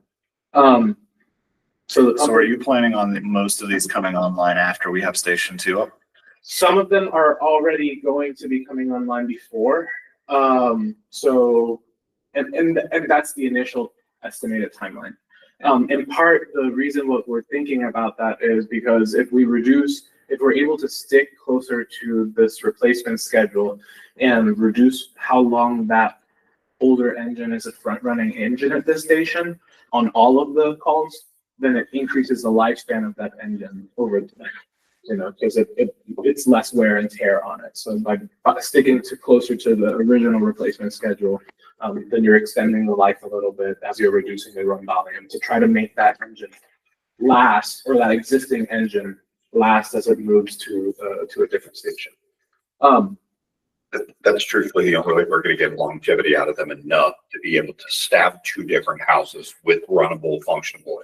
Because otherwise we'd have to, and it's not I'm not saying the difference, 1 year is not the difference, right? So I'm not saying we have to do this year or the next year. It doesn't work at all. So I'm saying, if we're looking at doing this is roughly the timeline that you need to be able to make sure that Quid 601 is a 25-year apparatus or a 27-year apparatus instead of a 20-year apparatus, because you're reducing the wear and tear. So these are kind of the ones that we have coming up. We have the pumper tanker truck, which would replace tanker 608. That would also allow the department to repurpose engine 602 from being a front running engine to be specialized for rescue stuff. There's brush truck. We would eventually need 2 brush trucks, but we would still be serving from both of those stations, relatively rural areas too. Ladder truck replacement, and then longer down the line, and there's a big gap here, like a 4-year gap. We would start looking at replacing, and I said Quint, but I meant engine 606 and rescue 602, so that you can again have a fully staffed station on both of those sites. But none of the engines that we would be replacing, we would be looking to get rid of. We would still be keeping them as we're going into that direction. That's a big piece. And you can go back to it at the end to talk a little bit more to them. The total cost of engines over the next, of apparatuses that we anticipate is about $8 million over the next 8 years. And again, those, by law, they have to be paid within 5 years. That's the time frame of how long the debt service on those apparatuses can go. There's been conversation of making that longer, but I haven't seen legislation. How do we fund that? It's debt service. So you go through and you establish a debt service rate. Right now, our debt service rate is just under 1 cent per $100. The state legislature allows us to go up to 10 cents without going through referendum or anything else like that. So it's essentially you're setting a rate to be able to fund your debt that you're taking on, because you can't pay it off all in 1 year. So now these are small things, but we know that we would have replacements in the coming years for small vehicles, and eventually, depending on usage and whatnot, there's Durango and a Tahoe that might eventually enter into the rotation in this time frame, but there's really not a date at this point or a target date. Do we not see any reason that we're going to want more small vehicles as we expand into a Station 2? Yes. Because I assume you always have 1 or 2. Yeah, I think through that process, there will be kind of the attrition part of that in the apparatus, small vehicles we already have. So like 607, the rescue pickup will end up just kind of being repurposed to the next station sort of thing. So I think again, as we start trying to pare down as much of this, we'll have some of those places that we're going to probably have a longer lifespan. Instead of most agencies that'll get 70, 80,000 miles out of a regular vehicle, and then they start working on a trade for and things like that. We will probably stretch the bulk of the small vehicles we have now to close to 100,000 miles. And it literally, you'll drive until the wheels fall off sort of thing. Just, I think with the replacement, it's a very aggressive schedule that we have for replacement. So we have to do that. We don't have a choice but to make everything last as long as possible. So I think that's at least our goal, is to try to make everything last as long as we can. And I would imagine, and some of these, depending on what the usage has been, they might get replaced as the front running thing that's for that purpose. Like I'm using like Rescue 607 as an example. Let's say we replace it for a new Rescue 607. The old Rescue 607 will probably get used for something less intensive. You know, if Rescue 607 is running emergent, you replace it, that truck might be able to do third stuff for you. For another 15,000 miles or 20,000 miles without. Some of this is a self-healing wound as well. In the 607, that's a 2020 pickup that we have. Once the ambulance goes in service and is rolling down the road, right now, every medical call, 607 responds on. Yeah.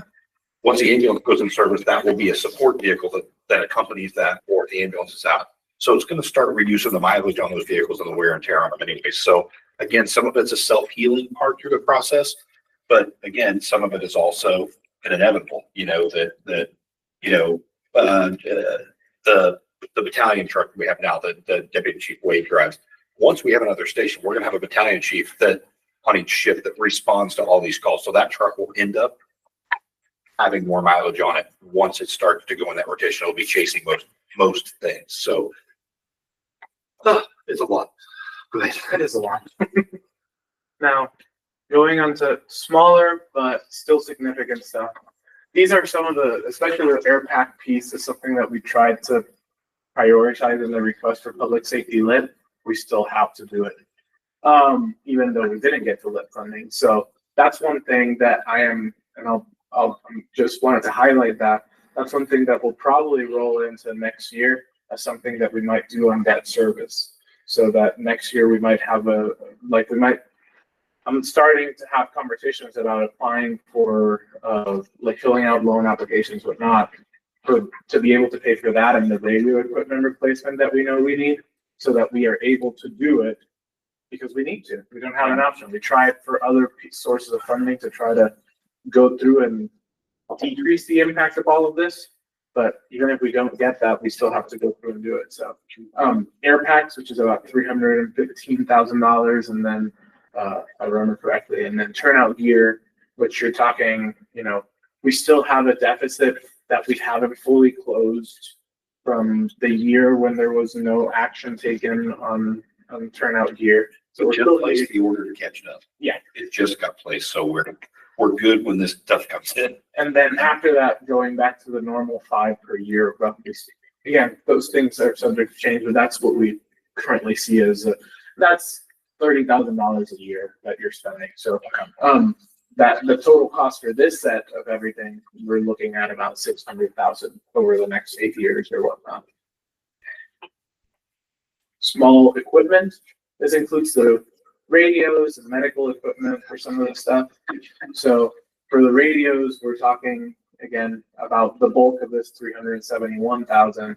We have some small expenses that we still know that we'll end up needing for MIH, but more importantly, we know that as we go into having an ambulance in service, we need to make sure that if we have another call that Rescue 607, in the meantime, again, there's possibility that some of this then ends up going to a second ambulance because the equipment wouldn't, you know, it's usable in a different truck.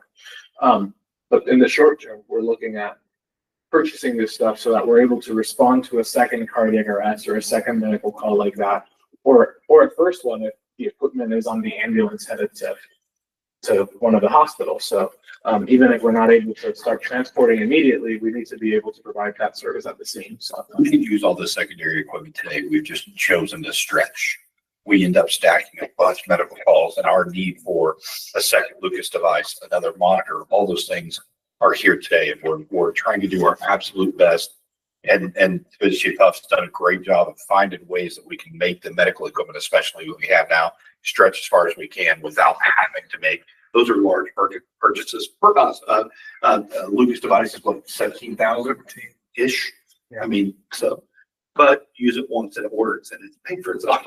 yeah, and part of this, again, on the same track as what I mentioned with the air packs, my goal is to wrap this a purchase into a loan that we could take to pay off for all of this equipment that we know major expenses are coming next year. First, It's major for our scope at this moment for what we're used to seeing, but again, we're talking about $600,000 in expenses between both of those things, so. Something too that we could have done and we will likely try to do moving forward with the purchase of apparatus is you end up with two costs. You have the truck cost and you have a loose equipment cost. Something that they should have happened up to this point and hasn't has been rolling in a radio per seat of those for each truck. To as your older radios start to fall off, you're purchasing a radio per seat for each truck. You're purchasing an air pack for each seat for the truck. So you're keeping that supply moving, and they've just not done that up to this point. So last time, the 2016, when we got our grant for all the air packs that we currently have, that was one big lump purchase, and there hasn't been anything other than a replacement bottle or mask or whatever that be since that point. So again, through this process with the aggressive truck replacement part, we've got the ability to build some of those pieces in that makes it less of a big chunk next time. Now, this one I noticed is almost entirely next year. Yeah. So is that whole 371, like this is something we're gonna have to come up with the money stat. Yeah, and so that's part, that was most of it. The bulk of it is a radio. So like, We've got a safer grant application or an AFG grant application out right now. They've not awarded any of those grants yet, so. there's a possibility. It's not, Possible.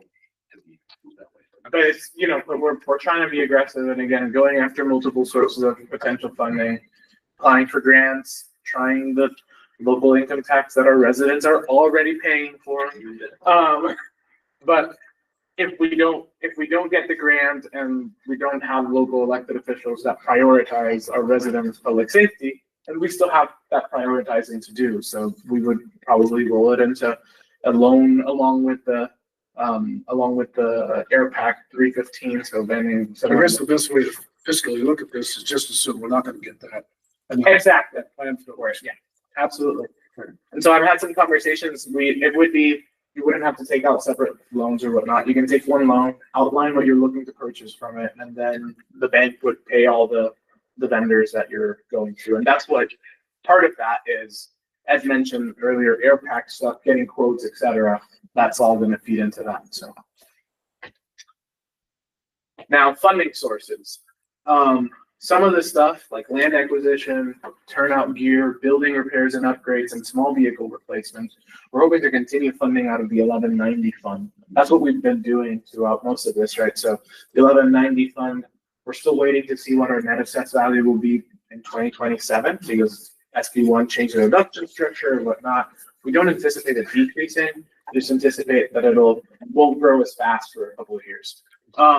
The amount of revenue that we're seeing. Right now, we're seeing about $450,000 coming in from that. Let's assume that it stays the same in this SB1 process. We will be able to continue doing the stuff that we're currently doing with that fund. But the bigger stuff that's new or major capital expenses that you traditionally wouldn't be able to purchase on a year-per-year basis, like we're going to have to debt service some of that. Again, and sometimes like medical equipment could be something that we decide that we are going to do in the Clean Fire Fund. At this juncture, given that we know that we're going to have to build up that debt service rate and that we have so many expenses, some of those pieces I put at least for now suggest wrapping it into debt service. It's medical equipment in particular, but the radios, the air packs, that's almost 2/3 of a year of the revenue that the Clean Fire Fund brings in, the stuff that we need to do. And then the fire and EMS apparatuses, no question, obviously, and then building construction. Now, I will note as a caveat, I'll talk a little bit here about what it looks like for, like, at the end, I'll talk about what the restrictions are from the state about when something becomes a control project, when something is subject to remonstrance, or when something is subject to referendum. What we want to do is stay below the referendum number. Remonstrance and whatnot is a little bit easier. It's still a delay, but it's a little bit easier. It's a lot harder to go through a referendum. Referendums can only now take place on presidential and midterm elections and the general election.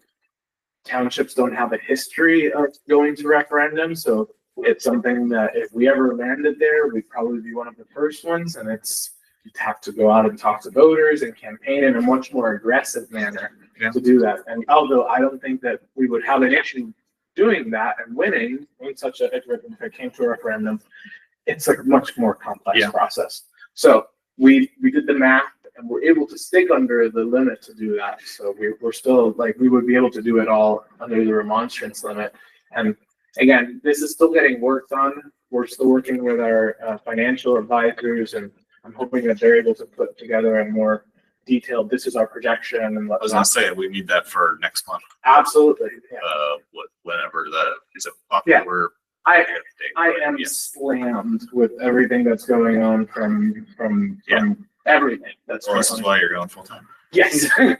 Today, I'm not even kidding. As I was doing all of this, I was like, man, I really could use being full time right now. Cause like, I felt like I feel like I walk in with 6 hours to give and 10 hours of work. And it's We like, ended up with a who's busier conversation right before this meeting. The only question I have about this slide in particular, is it plausible that some of the new building upgrade or the upgrades to this building could get slid into the bot process if we come in Yes. under budget Yes. somewhere else? yes, In which case it would technically be under debt services. yes, correct. Now, for the, here's a little bit more detail about what that looks like for each of those. So like I mentioned, Cume Fire, and I didn't set that. Statutorily, the rate is 0.0333 cents per hundred, dollars per $100 of assessed value. So, so that's the one that brings in about $450,000 right now. We're not currently spending the full income revenue, and I don't want us to, because we still have to save money to make some of these pieces work. So for example, when we go to buy the ladder on 601, to make sure that we're sticking under the threshold for a referendum, we need to put a big down payment on it. And so we have to make sure that over the coming years, we're not fully spending every dollar that's coming in, so that we can plan accordingly and be able to make the right financial decisions across the board. So like this draft assumes that we're going to have to spend $700,000 on a down payment. And that's not a bad estimate anyway, because you always have to put the money down as you're going through the build process and whatnot. So these are some of the numbers for that. Debt service on the township side, it's actually, as crazy as it sounds, and I have it broken down as 2/3 of the debt of the building being township funded. Like, and when I say township, I mean the whole township, both city limits and outside of city limits, and 1/3 being funded by fire debt service, because it's for the fire department, which doesn't serve residents of West Lafayette directly. Indirectly it does, but not directly. So we've split that up, and so the township side of it is anticipated to be a rate of 1.3 cents per $100 of assessed value, which is really low rate for that township debt service. Like we mentioned, most of the debt service is on the fire side, and so on the fire side, it's the remainder part of the township annex construction, the new fire station construction, apparatuses, etc. And over the coming years, that would make the debt service range between 6 cents and just under 9 cents for the fire department side. Now, the critical part is that those two numbers, the township and the fire debt, have to stay under 10 to be able to avoid a referendum decision. So these are the thresholds. So you have to be above 5 as a control project, and control projects are at least subject to petition and remonstrance. That's nothing new. Like when the township under my predecessor's administration decided to seek a emergency loan, there was a remonstrance process here. Now, usually remonstrances end up still going in the direction of the municipality, but it offers the opportunity to people to say, we don't need this, and here's why we don't need it. But if it stays below 10 cents, you're good in that sense that it doesn't go to a full ballot election. Now, these figures refer to the cumulative debt, so the sum of the fire plus the township debt services. And we anticipate that our rates will peak in 27, 29, and 33, assuming the schedule, we stay to the schedule as I outlined it. Again, still subject to more discussions with the, our accountants and whatnot, but we've gone through and done a bulk of a decent initial study, so. Again, a lot of conversations. Do we want to go back to any of the previous slides? I know it's a lot of information, but I saw you thinking a lot around the apparatus question. So if you want, we can discuss it a little more. No, I think I get it. It's just a lot of. But I It's a mean, lot. what did you say we went up to between last year and this year? 890 something to 1091 891 to 1091, in 1 year? 200 calls. That's a fucking shitload of growth. I bet you it is. I mean, it's just like unreasonable. Yeah. Like, how could anybody adapt to, you know, a 20% year-on-year growth that keeps going? That's And part of the part that scares me on health of trustee, not saying that we're not accounting for it and planning for it. We are. I hope this is proof of that. The crazier part to me is that we still expect of the residents, of the 12,000 residents or whatnot that we anticipate adding between 2021 and 2032 or so, 10,000 of them, out of that 12,000, 10,000 of them aren't even here. Yeah. So that gives you an idea of just how much more growth is still to come. Yeah. Yeah, a minimal amount of it has materialized. Yes. And already we're seeing, you know, these huge spikes in. Yeah. And eventually, yeah, we do, if we don't do stuff like this, I mean, we're just going to get to the point where somebody's coming in here saying, you know, somebody died, my house burned down. You bet. Like, because nobody could keep up. The hardest part is trying to figure the replacement schedule out with trucks being, depending upon your manufacturer, 2 to 3 years out from the time you place those orders. Yeah. But still trying to balance that with knowing what we're getting in terms of subdivision plans and apartment complex plans, and they're going higher, and it just keeps getting bigger. And I know the thing that we've said a lot since the day I started here, even before you guys, has been we're just trying to get caught up. And that's the hardest part of this process. There was zero pre-planning up to this point. Yeah. So now we're stuck in a place where, again, talking about our staff, our firefighters are running double the calls per firefighter that Lafayette and West Lafayette are running. And man, they're doing it, and they're doing it incredible. They're not complaining about it. They're not throwing a fit. They love it. But that 20% growth year over year is going to get to a place where we're just burning guys out on old equipment. So we have to have that again, it's he and I've talked about this a lot. I hate asking for money because we've asked for people, we've asked for pay increases to make us compatible. We've done all these things. Oh, hey, by the way, now I need to replace $1 million fire truck. Yeah. That's a really difficult ask, but they all have to work together. If you get the fire truck, don't have people to put in, or you get the people, don't have the fire truck to put in. And again, I have the same concern you do, that at some point, somebody's going to show up at one of these meetings and say, hey, listen, I know you guys could have done something there if you were aggressively attacking this problem and you chose not to. Yeah. And that's a very difficult thing for me, man.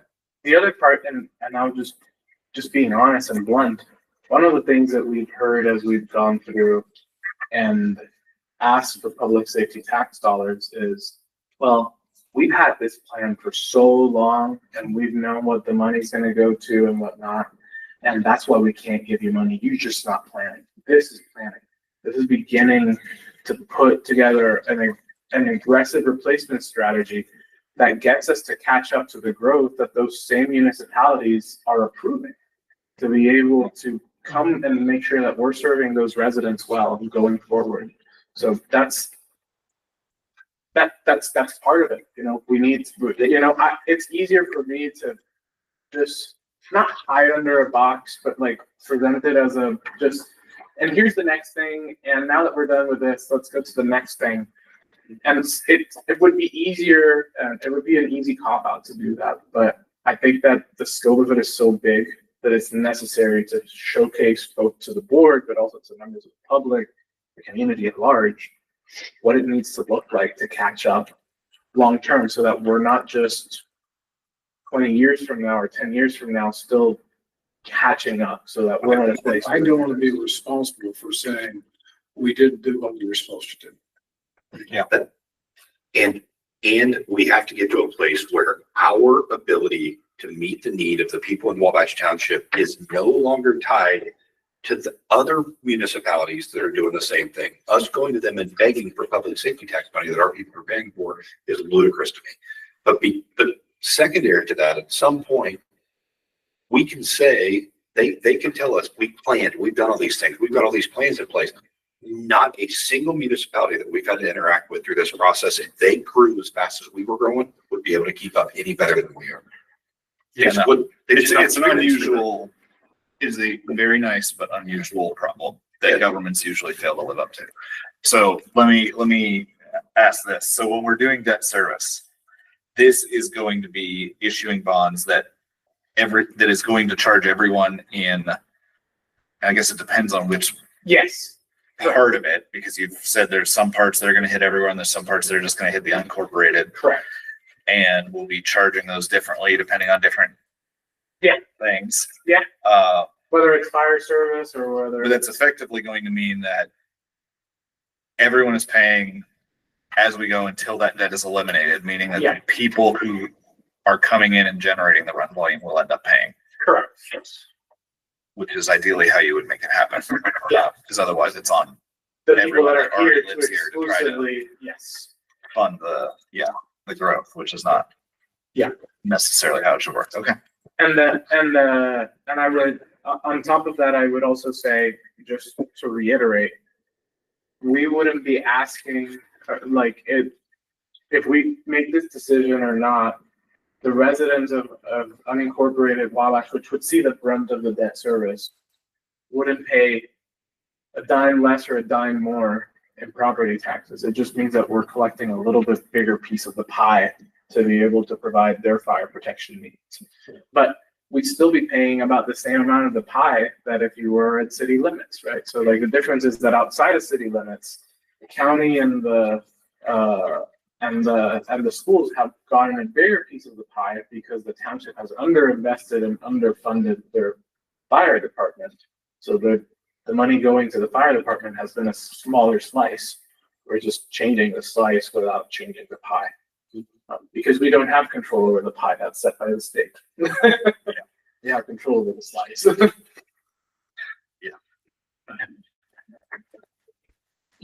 Anybody have questions on any of this? Now, I can't find these other two resolutions. Did I not I had catch 18 them? in here, but that 19 and 20 are not in the packet. I know I've must have seen them. but I must do have not messed see them that in up. front. I can pull them up for the screen. That would be- I apologize. That would be helpful, because these are not, these are like very small resolutions. Correct. They're both very simple. So, recent. And obviously, we will talk so much more about all of this in the budget meetings, but this is correct for everyone. So, this one is, it's a reauthorization of the public safety lit piece. Yeah. We probably won't ask for the 750, but just authorizing us to request up to 750 for next year. We're starting the process again.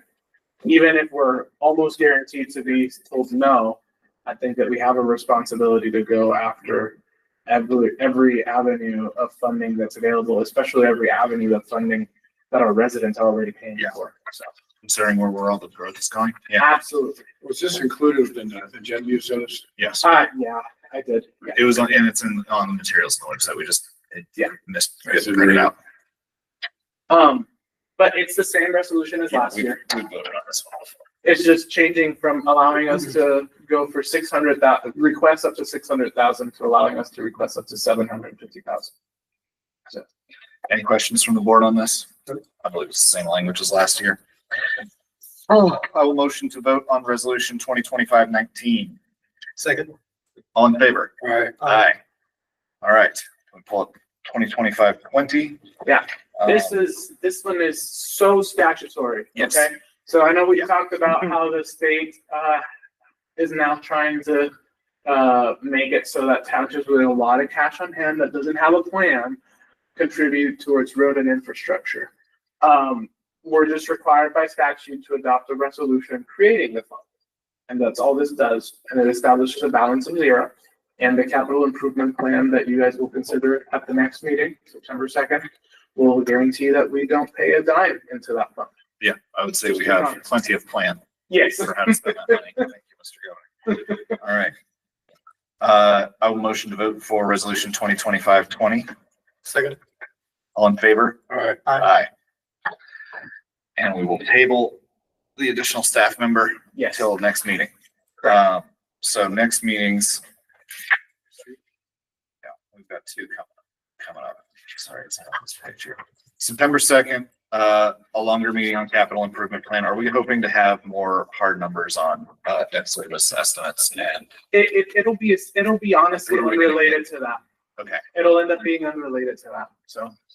Because Okay. it's primarily for stuff, the fund that you have to really account for, although we'll put numbers on there, but it's kind of a wish list, like you're not bound by it in any way. The numbers that really matter is that to make sure that we are planning to spend the money in the general fund and the rainy day fund. So one thing that will probably come of this, however, is a request so that the way that they've set up the calculation, and I'll keep it short, I'm sorry. The way they set up the calculation is such that if you have $200,000 in expenses and you have $180,000 in the general fund and $20,000 in the rainy day fund. If you put the 200,000 that's coming from the general fund, they'll be like, "Oh, sorry, you still need to give us a third of the money from rainy day." So because of this thing, I'm gonna ask that we just essentially spend down our rainy day fund so that all of the fund balance is in the general fund, which is the same purpose. You can still spend it on any purpose of the township, and it still needs to go through an appropriation process to be spent. But that way we don't accidentally get screwed because we don't generally budget for money coming from rainy day for a capital project. Yeah. Okay. We'll have more details about that, and then we will have a budget hearing, and then we will do budget adoption. So October is always our busy month, and it will remain so. Any announcements before?